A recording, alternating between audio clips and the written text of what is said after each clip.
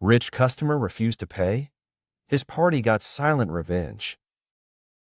I work as an audio home theater installer. My boss, Steve, not real name, was an awesome guy and would back you up no matter what. He was also really great at putting his foot down with poor, bad attitude customers. As the installer, I had control over how much the install was going to cost too, due to various factors such as time, amount of rooms, cabling, labor, etc. You would quote the customer, they would pay half up front and half upon completion. You would also make the customer sign a form after completion and testing that the system was working, etc. I had one install with a really awful customer, let's call him Douche, who wanted his whole house set up, i.e. outside, inside, multiple rooms, and TV. He also wanted it cheap too. His house was huge and had lots of concrete and stone walls, so cabling and mounting was going to be more difficult. Steve and I pointed this out and gave him a quote. Douche was not happy, so we left and thought nothing of it. Next thing, Douche phones us in a panic because he suddenly remembers that he has a party on Saturday and needs music. This was a Wednesday and Saturday was in 2 days, basically. So we said we needed more people, which would cost more. Douche was fine with that and pays the now higher 50% deposit. We had quoted him around $5,000 because of the technical nature of the new install. He paid us $2,500.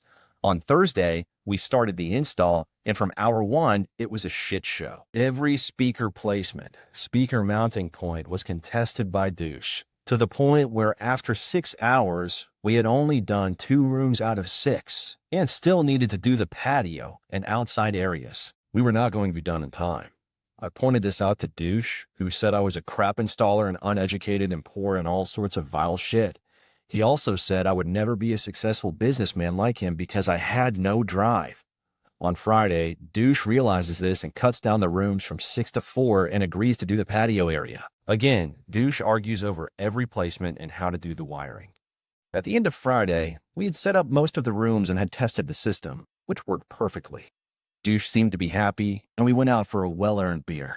On Saturday morning, Douche phones me yelling about how he was not happy with the install and that he won't pay us the updated quote price because we didn't complete the job properly and were incompetent. He also demanded that we come over and test the system again because it was broken and didn't work.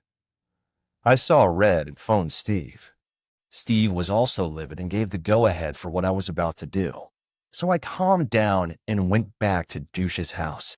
I tested the system. He was happy and signed the form. He then casually says, "I'm still not going to pay you. This is how you get things for free by complaining." I then went back to where the amplifiers were stored and disconnected every wire. I then went to each speaker and did the same. Douche thought I was doing some fancy testing. I then left and turned off my work phone. On the Monday, Steve told me that Douche phoned back and said he was livid because nothing was working and his party was ruined. Steve then said that he would fix the problem only if the remaining 50% was paid, as well as the fixing and diagnosis fee. Douche agreed. So essentially, Douche paid us the remaining $2,500 plus an extra $5,000 for fixing the problem. I went back to Douche's house.